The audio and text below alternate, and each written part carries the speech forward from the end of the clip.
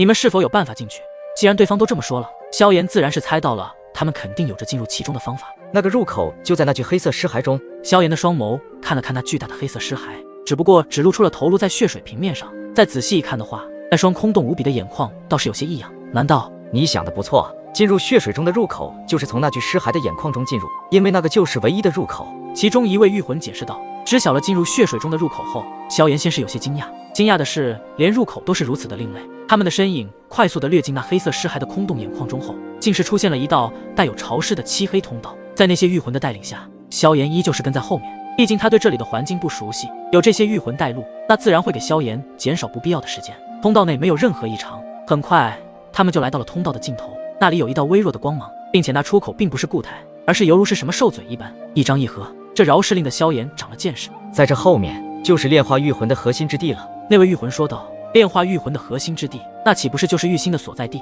想到这里，萧炎不再犹豫，直接冲到了第一位，朝着那散发出微弱光芒的出口掠去，留下身后的那些御魂愣在原地。不过他们也反应快速，紧跟其上，只要跟着萧炎，或许他们就有逃出去的希望。而萧炎的身影也出现在了出口处，在这出口的后面，萧炎感觉到一丝来自地狱般的气息，使人非常的痛苦。人造的地狱还真是匪夷所思啊！万魂的掌控之地，我倒要看看这里的真面目。萧炎的周身火焰散发出炙热的温度，然后向前一步迈出，进入到了真正的地狱。画面一转，这里是一个残酷而邪恶的世界，没有希望，没有宽恕，没有生气，只有死气，只有无尽的苦难和折磨。这里的空气弥漫着死气恶臭的气味，无比的难闻。周围是无尽的地狱幽火在不断的燃烧着，使得这里的黑暗中充满着一丝忧虑的微弱之光，令得这里变得更加真实的地狱写景。萧炎已进入这空间，就可以清晰地听到无处不在的御魂在嚎叫着，他们的身体扭曲变形，身上流着脓血，不断狂奔和搜寻着猎物，给这个地方带来了无尽的恐惧和绝望。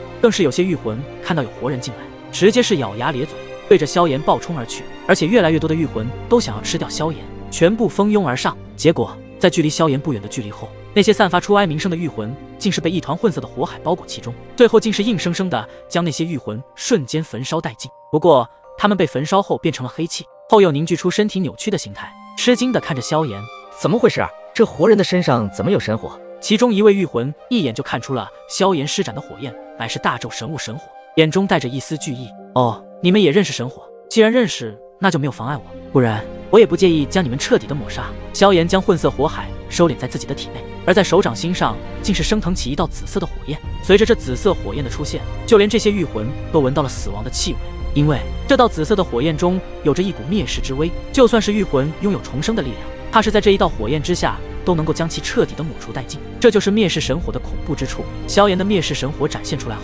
这里的御魂都不敢有丝毫的动弹，再也没有了之前那般自信。而跟随萧炎进来这里的那些御魂，在见识到对方还隐藏着实力后，逃离的希望就更加的提升了很多。如果他们没有认错的话，刚刚萧炎的紫色火焰应该就是灭世神火了。9道神火排名第3的恐怖存在。在震慑了这些御魂之后，萧炎先是打量了一下四周，这里充斥着死气，并且很多御魂都生存在这里，说不定灵动和沐尘的御魂也在这其中。萧炎这般想着，便是释放出强大的神魂力量，在这方圆10万里100万里中的任何事物都无法逃出萧炎的神魂力量窥探。可是萧炎却不知道，这里有着一道特殊的能量，可以抵御压制住神魂力量，使得萧炎无法探查到万里之外的事物。毕竟在这片核心区域的面积非常广阔无边，这可不是1名甚至数名天位神能够建造出来了，它是唯有最高境界的领域主神方才能够建造出如此逼真堪比地狱的特殊世界。神魂力量被这里的一股能量压制了，无法探知万里之外。萧炎无奈地收回自己的神魂力量，就在以为不知道如何是好的时候，冯老又一次地提醒道：